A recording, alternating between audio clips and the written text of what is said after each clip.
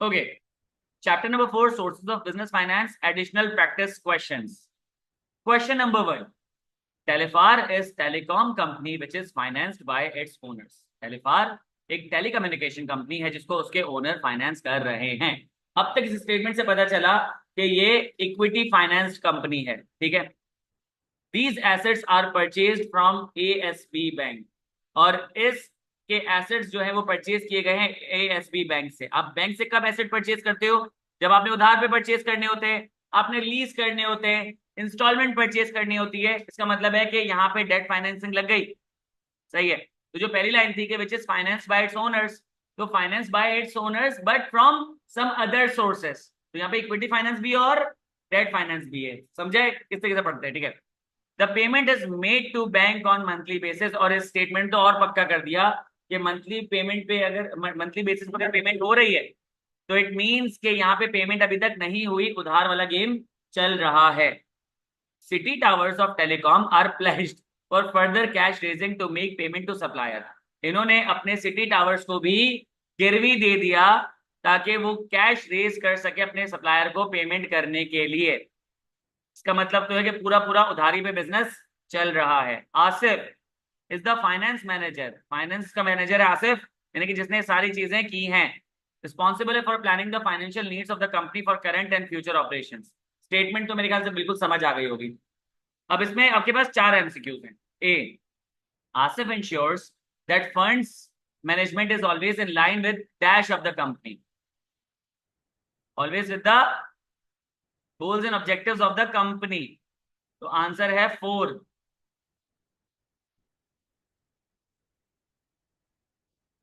आगे बढ़ते हैं। B, Telefar manages its cash flows to make timely payment. It is art of financial management, science of financial management, documentation of financial accounting, sorry documentation of accounts और business operations. ये जो अपने cash flow maintain करता है ये कोई art नहीं है बल्कि साइंस है।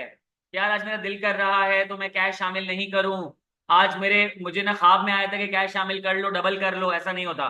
कैश आएगा तो शामिल करोगे, नहीं आएगा तो शामिल नहीं करोगे, चले जाएगा तो उसको एक्सक्लूड कर दोगे। That's how cash flows are made. तुम इंशाल्लाह जब कैश फ्लोज पढ़ोगे तो तुम्हें आइडिया हो जाएगा, सही है। तो इसका मतलब है कि this is a scientific approach, not an artistic approach, ठीक है। सी, funds raised from ASB bank are assets, liabilities on Telefar, liabilities on owners, all of the above। Sir मैं जो फंड्स रेज कर रहा हूँ ASB बैंक से, हाँ ASB bank अगर मेरा पार्टनर होता है अलग बात है। यहाँ पे एक एग्जांपल में पार्टनर नहीं है तो ये लाइबिलिटीज ऑन ओनर तो नहीं होगी और एसेट भी नहीं होगा, ये क्या होगा, लाइबिलिटीज ऑन टेलीफार। किसी को कोई मसला हो तो प्लीज रोक के पूछ लीजिएगा। In case of liquidation of Telefar, all assets will be sold to make payment to ASB Bank, and owners will not be forced to sell their personal assets to settle the liabilities। जब liquidation होती है तो टेलीफार के assets को बेचा जाएगा, payment की जाएगी ASB बैंक को, और ओनर्स को अपने पर्सनल assets यूज नहीं करने पड़ेंगे टू पे of the liability of the business. Answer क्या है? फॉल्स क्यों? सही तो कह रहा है, लिक्विडेशन होगी तो टेलीफार के जो एसेट्स हैं, अच्छा टेलीफार कंपनी क्या है पहले जाके चेक तो करके रहे, कंपनी है ना, तो इसका मतलब है कि it is true.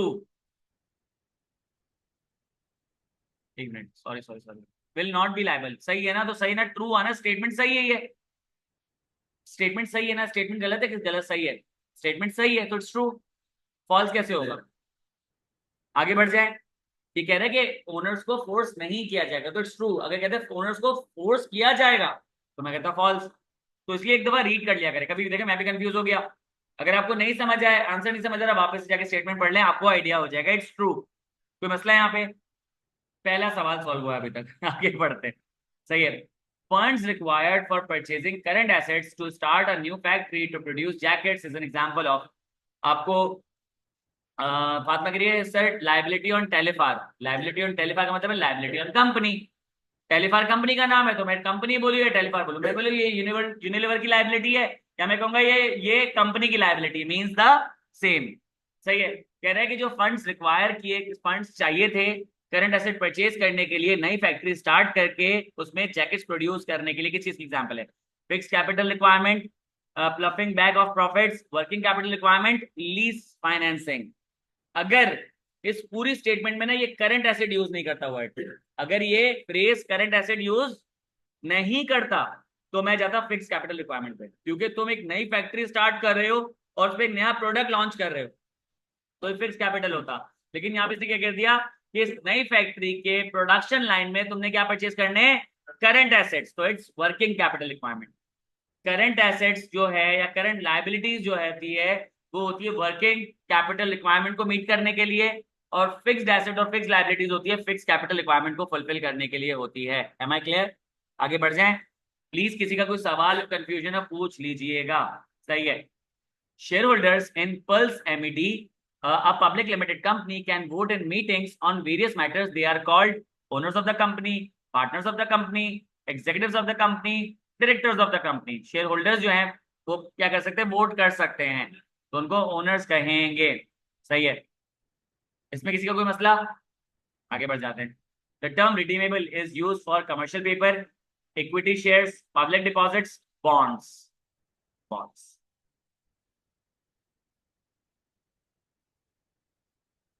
The key activities of the financial manager include all of the following except. Key activities financial manager की तीन हैं, याद करो, इन्वेस्टमेंट, फाइनेंशियल प्लानिंग और फाइनेंसिंग। सप्लायर से नेगोशिएट करना काम इसका नहीं है। टू माई क्यूरियोसिटी, किसका काम है? किसका काम है सप्लायर नेगोशिएशन? प्रोक्योरमेंट मैनेजर का, सेल्स पर्सन का काम है, मार्केटिंग का काम है, इनका काम नहीं है। सही है। अच्छा लिखा हुआ है कि किसने पूछा कि बी बॉन्ड्स रिपीट कर दें। देखो सिंपल है, रिडीमेबल का मतलब क्या होता है? रिडीमेबल का मतलब ये होता है कि इनको हम क्या करेंगे, वापस से परचेज कर लेंगे। हम कंपनी में जब बॉन्ड्स इशू करते हैं हमारे बॉन्ड होल्डर्स को, तो हम कहते हैं ये जो तुम्हारे पास बॉन्ड्स रखे ये रिडीमेबल है, मतलब हम तुमसे एक वक्त के बाद वापस से परचेज कर लेंगे, जो जिस अमाउंट पे तुमने परचेज किए थे वो अमाउंट तुम्हें वापस से मिल जाएगी, लेकिन जब तक तुम्हारे पास ये मौजूद है तब तक हम तुम्हें इंटरेस्ट पे करेंगे। This is called redeemable, repurchasable. Yes. Okay. Which of the following long-term debt involves two parties, the borrower, issuer, and the lender, buyer? कौन होता है इसमें? लोन, स्टॉक, लीज या फिर बॉन्ड्स? कौन होता है?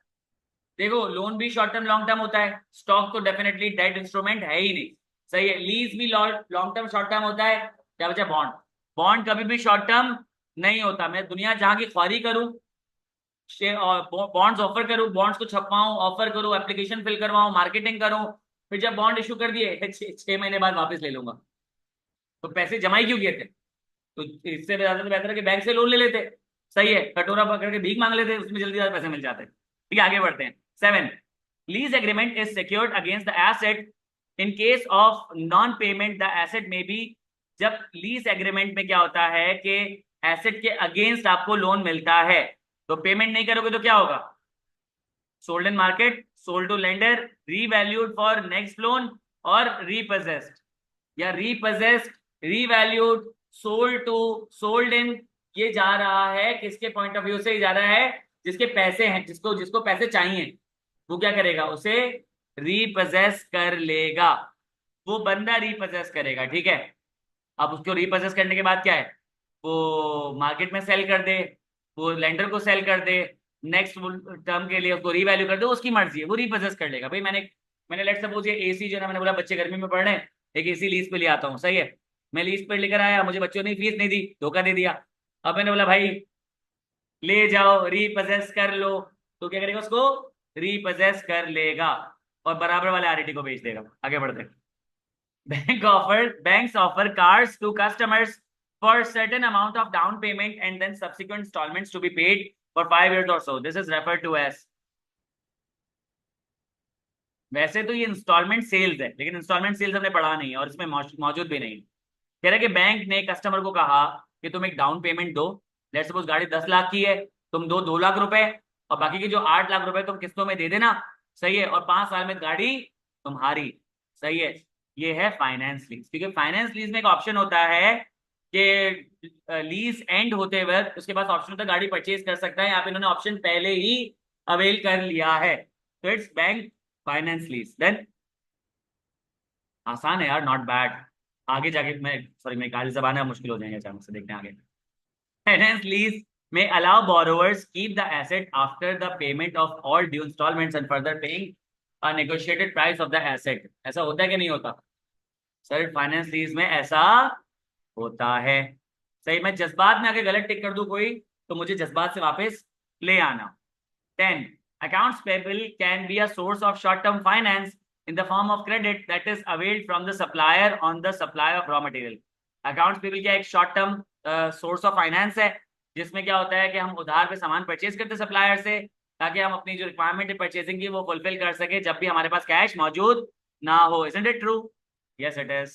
आगे बढ़ते हैं भाई। यहाँ पे अगर किसी को प्लीज कुछ समझ नहीं आए तो रोक के पूछ लेना, ऐसा ना हो कि तुम बोले कि यार मैं पूछूंगा तो सर गुस्सा हो जाएंगे, आज तक तो गुस्सा नहीं आया मुझे। सही है, या फिर जो है वो बाकी लोग नाराज हो जाएंगे, बाकी लोग तुम्हारी फीस नहीं पे कर रहे, सही, बाकी लोग तुम्हारा पेपर नहीं देंगे, तो तुम लोग पूछ सकते हो, मसला नहीं है। Interest rates are typically a part of. Interest rate किसका पार्ट होता है? स्टॉक का नहीं होता? सही है, लोन का पार्ट होता है, ठीक है, इट्स ए। 10th रिपीट कर दें। देखो अगर मैं इसको शुद्ध उर्दू में पढ़ता हूं, हिंदी तो नहीं आती ना। अकाउंट्स पेबल जरिया है, शॉर्ट टर्म, छोटी टर्म, छोटे अरसे के लिए फाइनेंस, छोटे अरसे के लिए पैसे जमा करने का, कि आप क्या कर सकते हो, उधार पे सामान परचेज कर सकते हो। सप्लायर को क्या बोलेंगे उर्दू में? बेचने वाले इंसान से तुम सामान परचेज खरीद कर सकते हो। तो ये क्या है, ये जाहिर सी बात ऐसा होता है ना अकाउंट्स पेबल में। अकाउंट्स पेबल का मतलब क्या होता है कि मैं आपको बाद में पेमेंट कर दूंगा, अभी आप मुझे उधार में माल बेच दो। तो this is a short term source of finance, तो इट्स ट्रू। और ये बुक की लाइन है, बुक में भी as it is accounts payable के बारे में लिखा है। अमानुल्लाह, आई होप आपको समझ आ गया हो, ठीक है। अच्छा, आईएमएफ, फातिमा ये आईएमएफ आईएमएफ कर रही है, आईएमएफ क्या है ये बताओ? 2 दफा आ गया आईएमएफ जी। आईएमएफ बता दो क्या है, फिर मैं आगे बढ़ता हूँ। लॉन्ग टर्म फाइनेंसेस में अच्छा अच्छा अच्छा, लोन, सही है भाई, लोन, हाँ आईएमएफ से हमको लोन मिलता है तो हम खुश हो जाते हैं, ठीक है, मेरे ख्याल से यही होगा मतलब।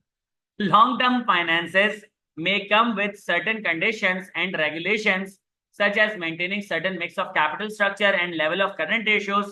These conditions are referred to as, मैंने बताया था इसका एक मतलब होता है, याद करो, मैंने तुम्हें वर्ड अच्छे से समझाया था। यस, क्या है? अरे 12 वाला पढ़ रहा हूँ।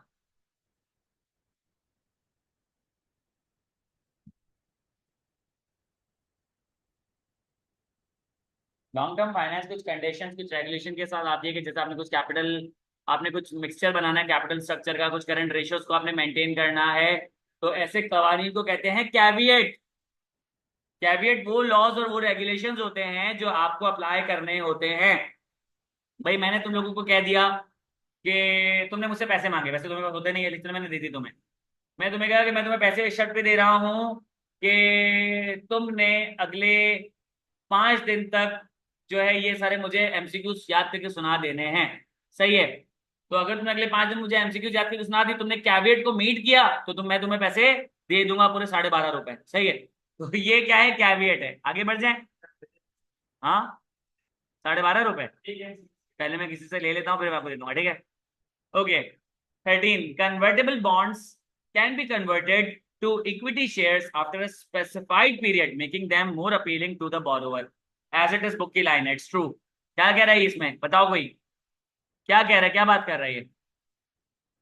कह रहा है कन्वर्टेबल बॉन्ड्स को आप इक्विटी शेयर में कन्वर्ट कर सकते हो स्पेसिफाइड पीरियड के बाद, जिसकी वजह से इसकी अपील बढ़ जाती है बोरोवर की नजर में। कि एक बंदा बोल रहा है नहीं नहीं मुझे तुमसे बॉन्ड्स नहीं चाहिए, मैंने बोला यार चलो यार ये इक्विटी में कन्वर्ट हो जाएंगे, कन्वर्टेबल बॉन्ड्स ले लो। उसने बोला चलो तुम कह रहे हो तो ले लेता हूँ। तो तुमने उसको अपील किया कि तुम क्या कर सकते हो, बाद में इसको इक्विटी शेयर में कन्वर्ट भी कर सकते हो, तो दैट्स ट्रू, कन्वर्टेबल बॉन्ड्स होते हैं। सही है। 14, तो यार ये क्या तफरी लगा के रखी, लोन लोन लोन, ठीक है आगे बढ़ जाते हैं। लाइबिलिटी को ओनरशिप में कन्वर्ट, हाँ बिल्कुल सही है करण कुमार, बिल्कुल तुमने सही कहा। Okay. 14, bonds creates a commitment of cash payments, interest and principal, fixed interest rate bonds are expose to inflationary risk. कह रहा है कि बॉन्ड्स क्या करते हैं, कमिटमेंट लगा देते हैं कि दो कैश पेमेंट्स करनी है, एक करनी है इंटरेस्ट की और एक करनी है प्रिंसिपल अमाउंट की। तो ये जो फिक्स्ड इंटरेस्ट बॉन्ड्स होते हैं उसकी वजह से इन्फ्लेशनरी रिस्क आता है, देखो आता है, सही है। समटाइम्स इन्फ्लेशनरी रिस्क आता है बोरोवर पे, समटाइम्स आता है लेंडर पे, यूजुअली लेंडर पे आता है। वो रिस्क क्या होता है कि अभी जो इंटरेस्ट रेट मुझे मिल रहा है वो तो टाइम वैल्यू मनी के हिसाब से बिल्कुल सही है, टाइम वैल्यू मनी के कॉन्सेप्ट में देखें तो आगे जाके पैसे डी वैल्यू कर जाएंगे, तो जो पैसे मुझे मिल रहे होंगे उसकी वो वर्थ नहीं होगी, तो इन्फ्लेशनरी रिस्क आता ही है। तो इट्स ट्रू, ये भी बुक की लाइन है, सही है। आगे बढ़ जाएं। 15, leasing is complex for recording on financial statements as, leasing जो है बहुत ज्यादा कॉम्प्लेक्स होता है फाइनेंशियल स्टेटमेंट में रिकॉर्ड करने के लिए। Finance lease is included as an asset on the income statement of the lessee. Operating lease is treated as an off-balance sheet item. Leases are recorded on separate financial statements. जी,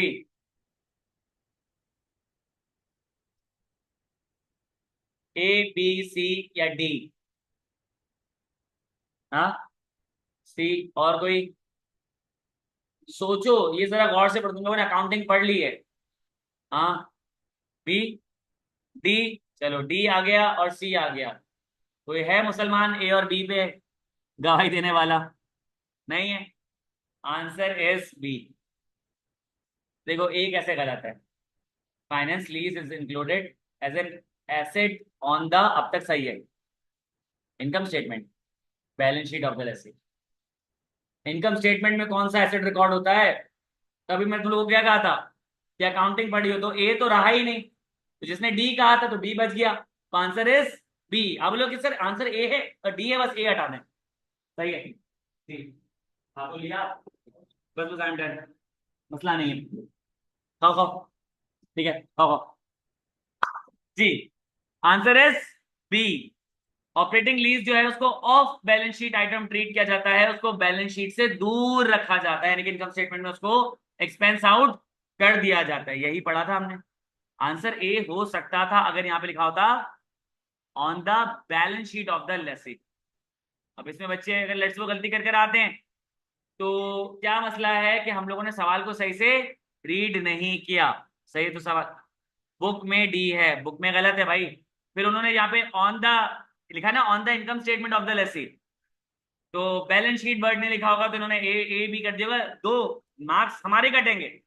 लेकिन हम इस चक्कर में थोड़ी, हमें पेपर में थोड़ी पता होगा कि बुक में क्या आंसर लिखा हुआ है, वो तो एग्जामिनर को पता है, हम तो सही कर कर आएंगे ना। सही है, चलो करण कुमार तुम मजा खराब कर रहे हो, अभी बुक के आंसर नहीं देखो, अभी तो हमारे आंसर देखो, ठीक है, क्या पता सारी गलत हो हमारे, यू नेवर नो। सही है। 16, financial management is the art and science of managing firms finances, the art part deals with, अब बुक की लाइन है। यस, क्या बोला? Yes, optimum resource utilisation, good, it's B, सही है।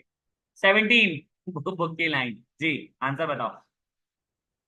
एफिशिएंट कैपिटल स्ट्रक्चर बनाने के लिए तीन चीजें करनी चाहिए, mixture of long and long term finance, long and short term finance, availability of adequate funds और suitable balance between equity and debt finance. Answer क्या होगा? D, 1 2 and 3, not bad. हाँ, घुमाने के लिए वही ना कि एक टीचर ने तुम्हें एमसीक्यूज दिए और बाद में क्या एबीसीडी को आगे पीछे कर दिया, सर उसमें तो आंसर बी था, तो बी में जो लिखा हुआ था वो भी पढ़ना था, सही है। तो ये वही चीज हो रही है। Which of the following is, वाह, which of the following is the not the role the of the financial the management the, यही चल रहा है इस the of the, which of the following is not the role of a financial management, इनमें से कौन सा financial management का रोल नहीं है? क्या बात है, बी। प्रोडक्ट स्ट्रेटेजी कौन बनाएगा? मार्केटर, सही है। Okay, 19, revenues from sales of product and services should be the primary source of funding, but funds from sales do not always come in when required. Book की line है, very good. क्या answer है? True. भाई revenue तो cell से ही आता है, लेकिन अगर सबकी सेल्स अच्छी हो जाती तो सबका बिजनेस चल पड़ता। उधार की जरूरत क्यों पड़ती है? क्योंकि सेल्स हो नहीं रही होती। जाके सोहेल भाई से पूछो, उनके चिप्स नहीं बिक रहे होते। सही है। तभी मुझे डबल डबल बिल कर देते हैं, बोलते हैं तुमने पैसे नहीं दिए। मैं पहले तो दिए थे, बोले वो तो किसी और चीज के थे। मैं, अच्छा भाई ले लो। इससे बदले मैंने कितने पैसे दे दिए है। नहीं, इसका मतलब ये नहीं है, मैं भूल जाता हूँ इसका मतलब ये। ठीक है। ओके 20। क्या? कौन? फ्री में नहीं खाता, पैसे देके खाता हूँ, चाहे उसके लिए मुझे छोड़ो क्या। 20। Corporation are often required to raise external fundings. Corporation को अक्सर जो है एक्सटर्नल फंडिंग्स चाहिए होती है, कैपिटल रेज करना होता है। इनमें से वो कौन सी वजह नहीं है जिसके लिए आप फंड्स रेज कर रहे होते हो? जी मेरे दोस्तों, क्या बात है। तीन चीजों के लिए फंड्स रेज करते हैं: बिजनेस को एक्सपेंड करने के लिए, रिसर्च एंड डेवलपमेंट के लिए, और कंपेटिटिव मार्केट में कैंपेन चलाने के लिए। लीगल इश्यूज को हैंडल करने के लिए आप फंड्स रेज नहीं कर रहे होते। Sources of equity finance can include the following except. Sources of equity finance में ये चीज आती है, कौन सी एक चीज नहीं आती है? जी, क्या नहीं आता इक्विटी फाइनेंस में? सोचो सोचो। इक्विटी फाइनेंस में क्या नहीं आता? लोन नहीं आता, लोन डेट फाइनेंसिंग में आता है। सही है। प्रॉफिट क्यों लिखा है सर? प्रॉफिट क्या बन जाता है? Retain earning.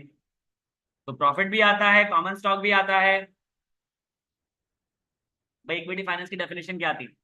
इक्विटी फाइनेंस की डेफिनेशन ये थी कि जब आप कहीं से फाइनेंस रेज करो और आपके ऊपर पेमेंट ऑब्लिगेशन ना बन रही हो फ्यूचर में, this is called equity finance.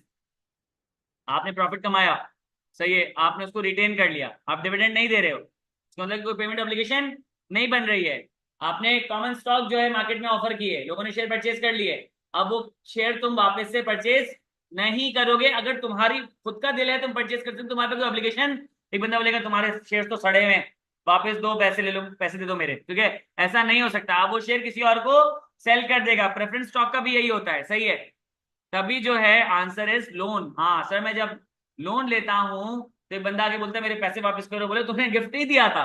बोलेगा नहीं भाई, मैंने तो लोन दिया था, मुझे मेरे पैसे वापस चाहिए। तो डेट फाइनेंसिंग में फ्यूचर में पेमेंट ऑब्लिगेशन बनती है, तो दैट्स डेट फाइनेंसिंग। तो लोन डेट फाइनेंसिंग में आता है, इक्विटी फाइनेंसिंग में नहीं आ रहा होता। डन। आगे बढ़ जाते हैं। 22। Safia is working as financial manager in Gain Grock super store. She keeps a track of. Safia जो है फाइनेंशियल मैनेजर के तौर पे काम करती है, और वो किस किस चीज का ख्याल करेगी?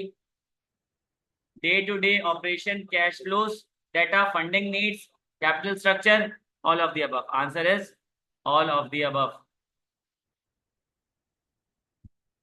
Common shares often do not have voting rights. Common shares के पास वोटिंग राइट नहीं होते ना। True false? इनके पास वोटिंग राइट होते हैं, प्रेफरेंस शेयर के पास नहीं होते। प्रेफरेंस शेयर के पास नहीं होते। कॉमन शेयर होल्डर, इनको ऑर्डिनरी शेयर होल्डर्स भी कहते हैं, कॉमन शेयर होल्डर्स भी कहते हैं, कॉमन स्टॉक होल्डर्स भी कहते हैं, ऑर्डिनरी स्टॉक होल्डर्स भी कहते हैं। अब तुम कह रहे हो कि तो कॉमन शेयर्स लिखा हुआ है, तो शेयर रिप्रेजेंट करता है शेयर होल्डर को, और शेयर होल्डर रिप्रेजेंट करता है शेयर को। सही है। बढ़ जाए आगे। Which of the following is not a feature of preference shares? बहुत सारे फीचर्स पढ़े थे, उनमें से एक नहीं है, पढ़ो। ये कह रहे हैं कि यार हम लोग ये पढ़ लेते हैं। मॉक देना जरूरी है? अबे यार, इतना आसान मॉक बना के दिया उसने चैप्टर नंबर 1 का। बस सही है, 15 मिनट में दे देना। सही है, डन है, कंपलसरी। ठीक है, मैं बोल दूंगा इनको। अब बाद में करवा देंगे ना, अभी मॉक ये तो हो जाए, क्लास तो हो जाए। 3 साढ़े 3 बजे आ जाके दे देंगे ना, 3:30 बजे। हाँ, सब पे टिक कर देना तब। सही है, रिकॉर्ड हो गया अभी। चलो, बताओ क्या आंसर है? Dividends are paid out of gross profit. Sir gross profit से डिविडेंड पे नहीं किए जाते। नेट प्रॉफिट, वो भी कौन सा? After tax. Very good. आधे हो गए। Preferred share holders can vote in AGM to select, remove and reelect directors. Preference share holders कर सकते क्या हरकत? नहीं सर, उनके पास तो वोटिंग राइट होता ही नहीं है। आगे बढ़ जाते हैं। accounts payable are amounts payable to vendors or suppliers for goods or services provided but have not yet been paid. Generally, this is an unsecured mode of financing. True or false? Accounts payable वो amount होती है जो vendor को pay की जाती है, supplier को pay की amount payable to vendor provided but not yet been paid. अच्छा अच्छा, सॉरी सही, इट इज ट्रू. बुक की लाइन है. आगे बढ़ जाते हैं. फातिमा कह रही प्रेफर्ड शेयर होल्डर कौन होता है? प्रेफरेंस शेयर होल्डर्स हम लोगों ने चैप्टर नंबर 4 में पढ़ा था. प्रेफरेंस शेयर होल्डर्स वो शेयर होल्डर्स होते हैं कि जिनको प्रेफरेंस दी जाती है ऑर्डिनरी शेयर होल्डर्स पे, कि इनको कुछ ऐसे राइट्स दिए जाते हैं जो कि ऑर्डिनरी शेयर होल्डर्स के पास नहीं होते. जैसे कि इनको जो है ना एक फिक्स्ड डिविडेंड मिलता ही है, चाहे अनाउंस हो ना हो.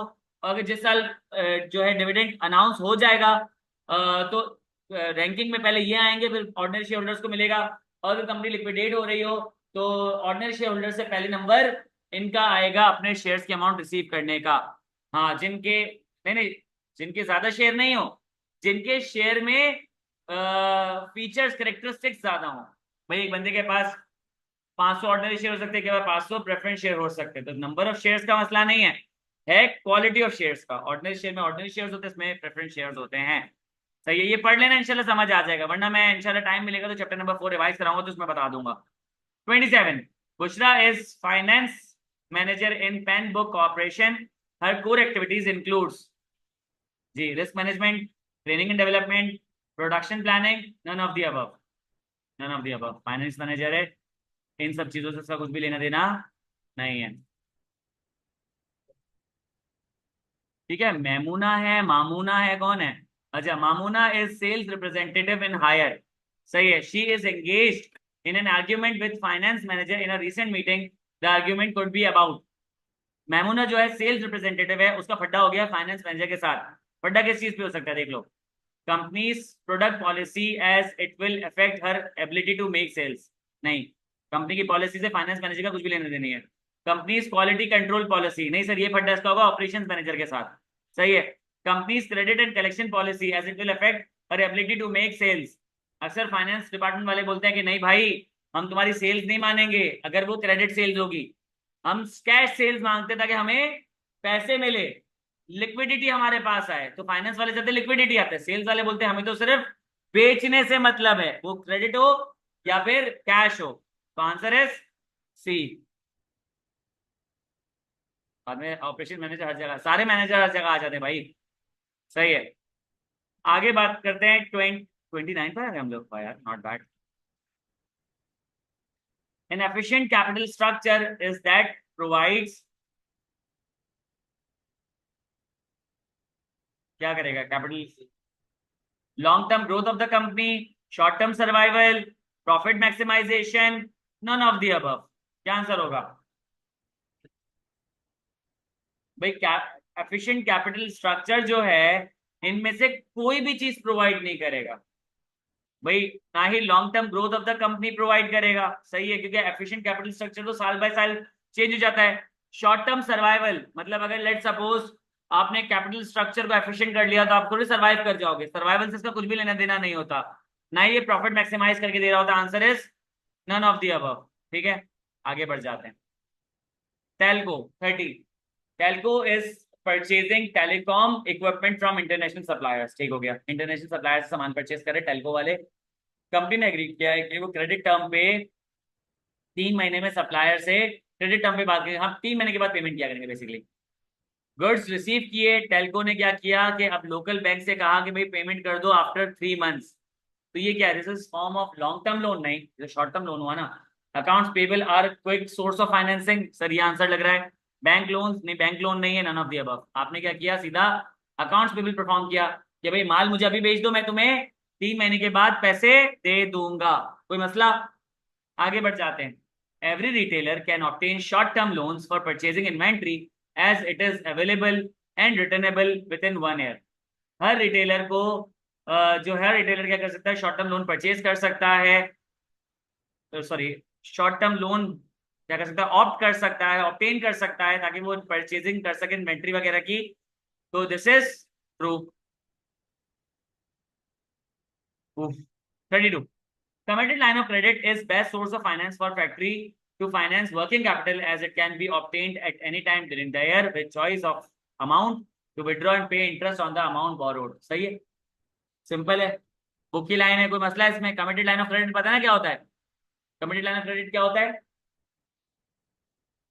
जब आप बैंक के साथ एक एग्रीमेंट कर लेते हो कि भाई इतने टाइम पीरियड तक इतनी अमाउंट में जब भी चाहूँ वैसे वैसे मैं आपसे बोरो कर लूंगा। इससे फायदा ये हो जाता है कि जब आप अमाउंट बोरो करोगे तब से ही इंटरेस्ट का टाइम शुरू होगा और जितनी अमाउंट आप बोरो करोगे उतने पे ही आप इंटरेस्ट पे करोगे। This is called committed line of credit, यही तो लिखा हुआ है यहाँ पे। It's true. Bot computer sold 10,000 computer on credit, उन्होंने 10,000 कंप्यूटर बेचे क्रेडिट पे।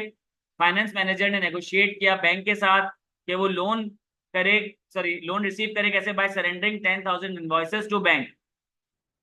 बॉट ने जो ना 10,000 कंप्यूटर बेचे क्रेडिट पे। अब उनको फाइनेंशियल मैनेजर्स को पैसों की जरूरत थी तो उन्होंने बोला कि जो 10,000 हमने कंप्यूटर बेचे है ना, सही है, तो जो बंदा मुझे पैसे देगा वो मुझे बाद में पैसे देगा, मुझे अभी पैसों की नीड है। तो मैंने क्या किया कि बैंक को बोला कि ये 10,000 कंप्यूटर की रिसिप्ट ले लो और बदले में मुझे अमाउंट दे दो। तो बैंक क्या करेगा? डिस्काउंट करके देगा।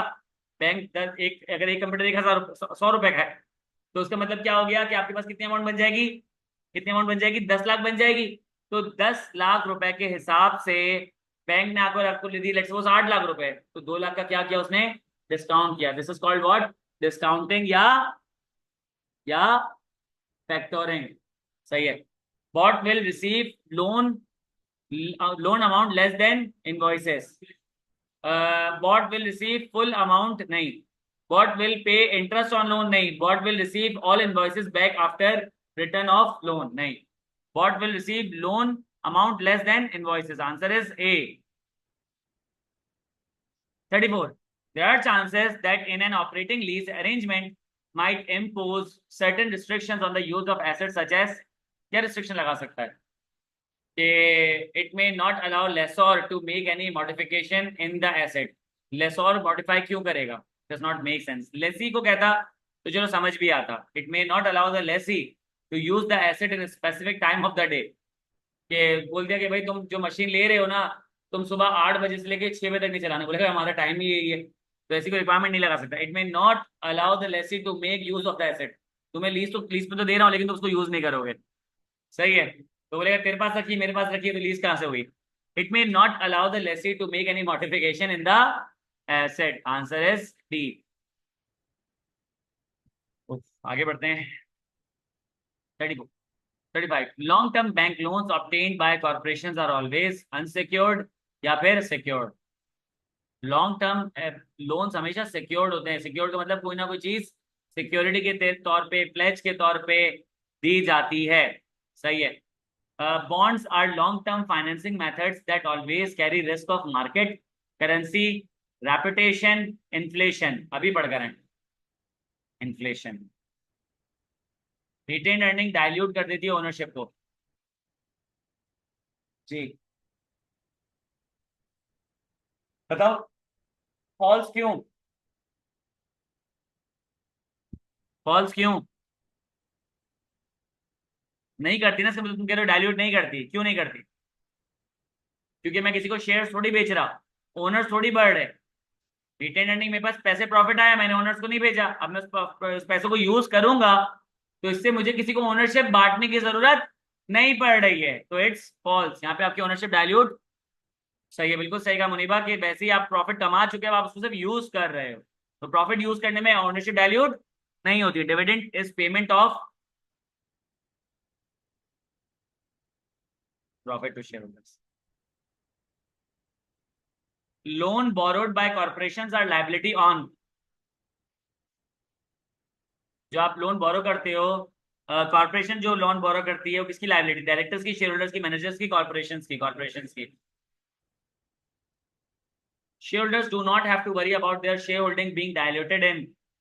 इक्विटी इन्वेस्टमेंट में उनको डर लगता है इस चीज का, ऑर्डिनरी शेयर इश्यूज में डर लगता है, लॉन्ग टर्म लोन्स में और डेट फाइनेंसिंग में नहीं है। दो हैं, share holders do not have to worry about their share holding being diluted in. Equity investment में उनको टेंशन होगी, ऑर्डिनरी शेयर्स में उनको टेंशन होगी, डेट फाइनेंसिंग उनको टेंशन नहीं होगी, लॉन्ग टर्म लोन्स में उनको टेंशन नहीं होगी। तो आंसर तो बी और डी होना चाहिए। नहीं, क्या मैं कुछ मिस कर रहा हूँ यहाँ पे? Don't have to worry about their share holding being diluted. Equity investment में तो उनकी शेयर होल्डिंग डाइल्यूट होगी, ऑर्डिनरी शेयर इश्यूएंस में भी होगी। तो answer is B and D. अब क्या पता बुक में भी दो आंसर्स हो, मेरे लिए तो दोनों ही आंसर सही हैं। सही है। 41, if shares are issued to selected group of investor, it is termed as, if shares are issued to selected group of investors, it is termed as,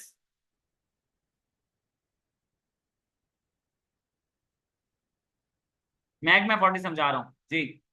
41 क्या आंसर होगा? Placement of share, selected group of investors को invite कर रहे हैं। Right issues to the existing share holders को मैं offer कर रहा हूँ। यहाँ पे existing share holder selected group of people. सही है, तो this is called placement of shares. 40 वाला रिपीट कर देता हूँ। देखो शेयर होल्डर्स, यानी कि समझो मैं शेयर होल्डर हूँ, मुझे परेशानी रहेगी कब? जब मुझे पता चलेगा मार्केट में नए शेयर ऑफर करने वाले हैं, मुझे भी फोन आया होगा, बोलेगा भाई तुम्हारे कंपनी में 10% शेयर है, तो इतने नंबर ऑफ शेयर्स परचेज कर लो तो तुम्हारे 10% मेंटेन रहेगा। मैंने कहा यार मेरे पास तो पैसे नहीं है, मुझे कुछ टाइम दे दो सोचने का। उन्होंने बोला कि आपके पास जो है वो 3 दिन है, इसके बाद ये हम मार्केट में ऑफर कर देंगे। अब 3 दिन तक मुझे टेंशन रहेगी यार, मेरा तो ओनरशिप डाइल्यूट हो जाएगी अगर मैं पैसे अरेंज नहीं कर पाऊंगा। सही है। ऑर्डिनरी शेयर इशुएंस में ऐसी बात है कि जब वो मैंने 3 दिन को लैप्स कर दिया, उसके बाद क्या होगा, जनरल पब्लिक में शेयर ऑफर होंगे। अब मुझे पता ही नहीं है ना कि मेरी ऑनरशिप कितनी डाइल्यूट होने वाली है। क्या पता मैं कुछ जो जनरल पब्लिक में ऑफर होंगे उनमें से कुछ परसेंटेज परचेज कर लूं, तो मुझे अभी भी टेंशन होगी। मुझे डेट फाइनेंसिंग और लॉन्ग टर्म लोन्स में नहीं होगा। लेट सपोज मुझे पता चल रहा है कि मैं शेयर होल्डर हूं, मुझे पता चल रहा है भाई कंपनी ने एक लीज फाइनेंस लीज पे एक एसेट उठा लिया है, तो इससे मेरी ओनरशिप को क्या फर्क पड़ेगा? कुछ भी नहीं। डेट फाइनेंसिंग की बात करें तो डेट फाइनेंसिंग में भी आ जाता है, अगर उसने उधार पे सामान परचेज किया है या लोन लिया है बैंक से, तो मेरी तो ओनरशिप पे कोई फर्क नहीं पड़ना। तो आंसर क्या है? B and D. आगे बढ़ जाएं। 42, IPO is process through which general public can purchase asset of the company, shares of the company, bonds of the company, securities of the company। Shares of the company, simple है।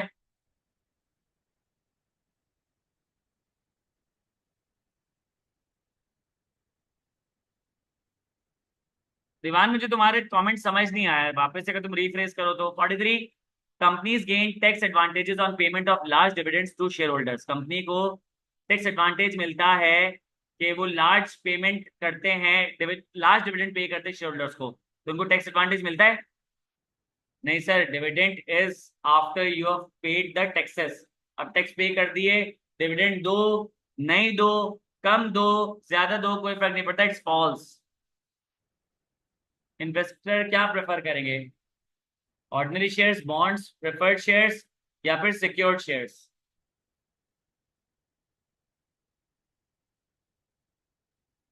जी, preference shares ना। हमने ordinary shares पढ़े थे और preference shares पढ़े थे। अगर तुम्हें किसी कंपनी के ऑर्डिनरी शेयर मिलेंगे, प्रेफरेंस शेयर मिलेंगे, तुम्हारे पास पैसे मौजूद है, तुम क्या परचेज करोगे? तो प्रेफरेंस शेयर्स। मुझे फिक्स डिविडेंड मिल रहा है, मुझे अगर प्रायोरिटाइज किया जा रहा है हर पेमेंट के अंदर, तो मैं तो प्रेफरेंस शेयर्स लूंगा। सही है। Dividend, debt finance, sorry 45, debt financing is cheaper source of finance as deductibility of all expenses from revenue, deductibility of interest expense from income tax, deductibility of major liabilities। Debt financing इसलिए सस्ती है क्योंकि interest expense जो है income tax से कटता है, dividend income tax से नहीं कटता है। तो इक्विटी फाइनेंस की पेमेंट क्या है? डिविडेंड। डेट फाइनेंस की पेमेंट क्या है? इंटरेस्ट। इंटरेस्ट आपका इनकम कम कर रहा है, डिविडेंड कुछ भी नहीं कर रहा है, तो दिस इज द एडवांटेज, जिसकी वजह से कॉस्ट कम हो जाती है। दिवान कह रहे हैं कि सर अगर इन्वेस्टर आते हैं तो टेंशन थोड़ी लेगा, उसको तो प्रॉफिट ही मिलेगा। आओ देखते हैं भाई। तुम इस तरीके से देखो ना, तुम्हारे शेयर से कंपनी में 10%, बस ऑलमोस्ट डन है। 5 मिनट दो।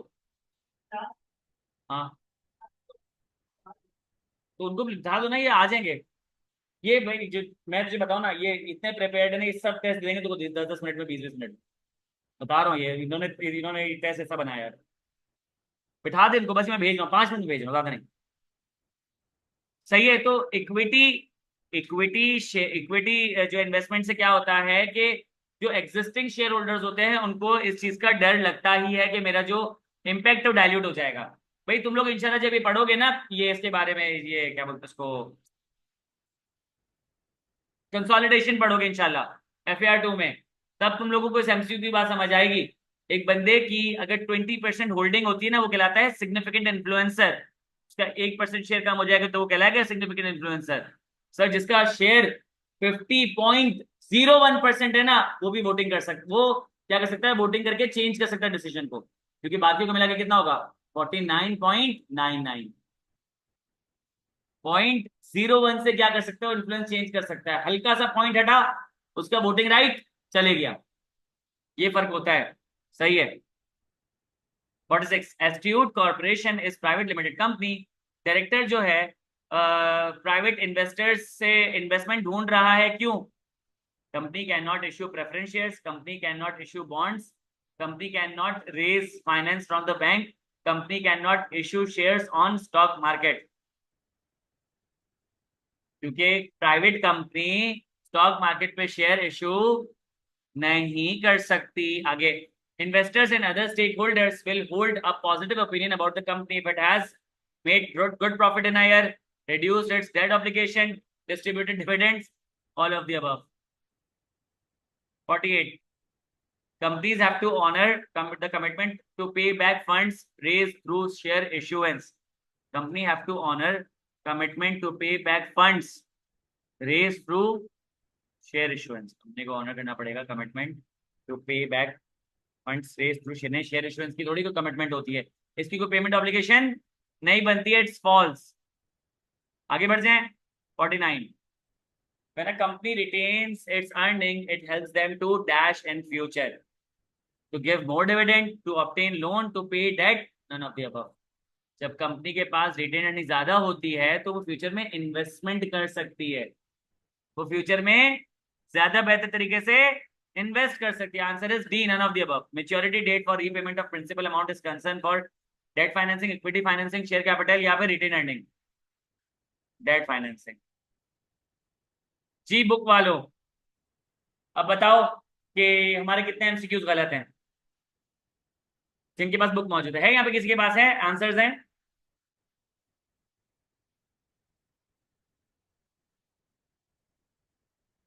जल्दी से पहले वो मुझे मार मार के हटाए यहाँ से।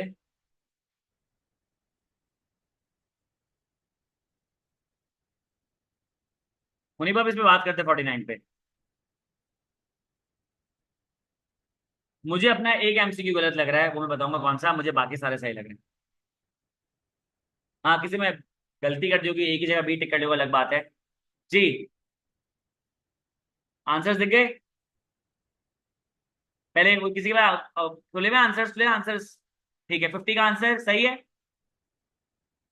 49 का आंसर सही है, 49 का आंसर बी है। देखो, मैं इसको ट्रांसलेट करता हूं। जब कंपनी अपनी अर्निंग को रिटेन कर लेती है तो फ्यूचर में वो यूज कर सकती है उसे बैंक से लोन लेने के लिए। मुझे बैंक से लोन लेना ही था तो मैं इस रिटेन अर्निंग को शेयर होल्डर्स को ही दे देता डिविडेंड के तौर पे, कम से कम वही खुश हो जाते। जब मेरे पास रिटेन अर्निंग मौजूद है तो मैं लोन जाके क्यों लूंगा? भाई तुम्हारे पास पड़े हुए हैं 1 करोड़ रुपए, तुमने बोला मैं लोन लेके बैंक से घर बनवाऊंगा। Does it make sense to you guys? Answer is D, but book में बी है तो इसका मतलब है कि हमारे 2 मार्क्स गए। सही है। तुम देख रहे हो कितने ब्लंडर्स हैं। सही है। आगे 49 का आंसर बी है, लेकिन हमारा आंसर सही है। मैं काम करता हूँ उसको रेड कर देता हूँ क्योंकि ये सही होके भी गलत है। आगे बढ़ते, एक गलत हो गया, ठीक है। 49 के बाद 48 सही है, 47 सही है, 46 सही है, 45, 45 बी सही है, 4, 3, 2, 1 सही है। ए, बस आंसर वेरीफाई कर रहा हूँ फिर छोड़ रहा हूँ। ठीक है। ए अगेन, जब इन्होंने ए कहा है सही है तो सही है, वरना ये गलत है, ए गलत है, A is not the answer, it's wrong. Again 2 marks और कट गए, 4 मार्क्स कट चुके हैं। इस बार तो आई कैप की ही पूरी गलती है। ठीक है, 39 है। अच्छा 38, बोलो सी। सही है। 37, बोलो बी। जब पूरा करो तो पूरा करो ना। 37 कहाँ से सी आ रहा है? तो यहाँ पे सी दे रहा है। ये चैप्टर नहीं पढ़ा। 36 का दूसरे इंस्टीट्यूट भेजना पड़ेगा तुम्हें, वहां बच्चों के साथ सही किया जाता है। खैर 36 सही है, 35 सही है, 34, 33, 32, 31, 30, 31 का बी है। Every retailer can obtain short term loan for purchasing inventory as it is available. ये मेरी गलती हो गई, लेकिन यार as it is available subjective है यार। चलो यहाँ पे मैं आर्ग्यू नहीं करूंगा, यहाँ पे हम भी सही हो सकते थे, आई कैप भी सही हो सकता था, तो ये आंसर फॉल्स ही है, ये जेन्युइनली गलत हो गया है। सही है, यहाँ पे हमारा आंसर हो जाता है गलत। तो अब तक हमने 6 मार्क्स लूज कर दी, फजूल के यार कसम से। 30 सही है। 29 ये मुझे गलत लग रहा है। सही है, जबकि मुझे लग रहा था कि मुझे इसमें ना, टू बी ऑनेस्ट, ये मैंने सिर्फ अपनी बेस्ट जजमेंट अप्लाई की है। मैं इसके आंसर में श्योर नहीं था, मैं इसमें श्योर नहीं था, बाकी सब में श्योर। तुमने कहा एक मेरा गलत होगा, जो गलत था वो सही हो गया, वाह तुक्का सही लग गया। इसमें मैंने तुक्का लगाया था। ठीक है 29 पे। 28 सही है। 27, 20, अच्छा डी, बताया करो, डी फॉर डॉक्टर। सही है। 26 सही है। Alpha, alpha Bravo Charlie delta. सही, से इन इंग्लिश। ओके 24 सही है। 23, 22, 21, 20, 19, कम हो जा, 18, 17, 16, 15, 15 डी। ये गलती है किसकी? आई कैप की। लेकिन अगेन मार्क्स हमारे 8 मार्क्स कट गए इस चक्कर में, जो सही हो गया 8 मार्क्स। तुम देख रहे हो, कहते ना कि इससे बुरा क्या होगा, ये कहावत सुनी है, ये वो चैप्टर है कि अगर तुम्हारे वो नाजायज मार्क्स पूरे भी काट लिए वाले, तब भी तुम पास हो। 8 मार्क्स काट लिए इन्होंने हमारे। ये सारे 8 वाली आगे पेपर में। हाँ 8 8 2 2 वाले सारे पेपर में आगे। फिर हाँ, मैं that's what I am saying ना कि होगा, लेकिन उसकी परसेंटेज, ये this is the worst example we are getting, इसमें आपके 4 MCQs गलत हो गए जो कि सही थे हमारे।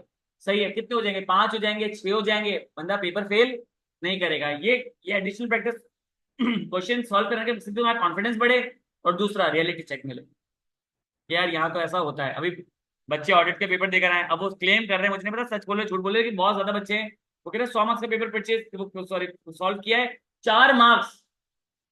4 मार्क्स तो यार लिटरली, मुझे चित्ते के साथ जब मेरा सीए से दिल हट गया था, तो घर वाले ने बोला था भाई जाके पेपर। हाँ 4 मार्क्स आए। सही है।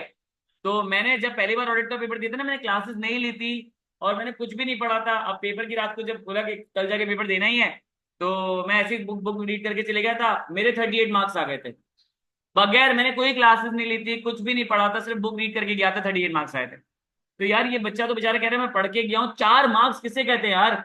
मैं हर सवाल की हेडिंग लिख कर आ जाता, सबके 1 1 मार्क्स मिल जाते, 10 मार्क्स वैसे हो जाते, 8 मार्क्स वैसे हो जाते। तो मैं वही बता रहा हूँ कि रियलिटी है, ये थोड़ी सी एक्सेप्टेंस लानी पड़ेगी। क्या ये सही है? नहीं, लेकिन है, धरना दो, और क्या कर सकते हैं, पाकिस्तान में, और धरना दो तो कोई क्या, खुद ही ना कोई फायदा नहीं है ना, तो फिर क्या है, बर्दाश्त करो। सही है, आगे बढ़ जाते हैं। 14, 13, 12, 11, 10, 9, 8, 7, 6, 5, 4, 3, 2, 1, पिल्ले हो गया सर। चलो, अच्छा नहीं नहीं नहीं, वन वाला ही गलत होगा, वन वाला डी गलत है, वन वाला डी गलत है। अरे तो 4 ऑप्शन ही तो हैं। A4 है, B2 है, C2 है, D2 होगा, है ना? कौन गलत है? हम गलत है, वो गलत है? वो गलत है लेकिन हम गलत हैं, सही है। तो आपके अल्लाह भला करे, 9 मार्क्स चले गए जस्ट बिकॉज के पेपर बनाने वाला अंधा था, या उसने आईटी भी खुद पढ़ी नहीं थी, या उसने पीआर ये चैप्टर नंबर 4 शायद सही से रीड नहीं किया होगा। तो एक के 4 पार्ट बुक में फॉल्स है, मैंने बता दिया ना, बगैर पढ़े आइडिया होता है, कुछ एमसीक्यूज याद रह जाते हैं, सही है। तो विद दिस हमने चैप्टर नंबर 4 कंप्लीट कर लिया। आई बिलीव अच्छी अच्छी प्रोग्रेस है। चैप्टर नंबर 1 में 4 मार्क्स कटे थे, चैप्टर नंबर 2 में 6 नहीं 10 मार्क्स कटे थे, चैप्टर नंबर 3 में एक 2 मार्क्स कटे थे, ठीक है। और यहाँ पे 9 मार्क्स कटे हैं। तो सही है, 90s के तो अंदर ही हैं, 91, 96, 98 और 90। अब तक एवरेज सही चल रही, सही है। चलो कॉन्फिडेंस आ गया ना, बस यही चाहिए था, ठीक है। हाँ हाँ, ये अब क्लेम करता है कि बाली के चैप्टर नंबर 4 25 मार्क्स का आता है, सही है। चलो ख्याल रखिएगा, अल्लाह हाफिज। अच्छा, आज शाम में, आज रात में क्लास करनी है एडिशनल प्रैक्टिस चैप्टर नंबर 5, आज रात में क्लास करनी है जी ऑनलाइन स्टूडेंट्स। 9 से 10 क्लास होती है मेरी, 8 बजे खत्म होती है, पहुंचते पहुंचते 8:30 बजते में, कुछ खाना वाना भी करना होता है, सुबह से भूखा निकला होता हूँ मैं, सही है। चलो भाई कर ले भाई, डन हो गया, कर लेंगे इंशाल्लाह क्लास, सही है। ख्याल रखिएगा, अल्लाह हाफिज।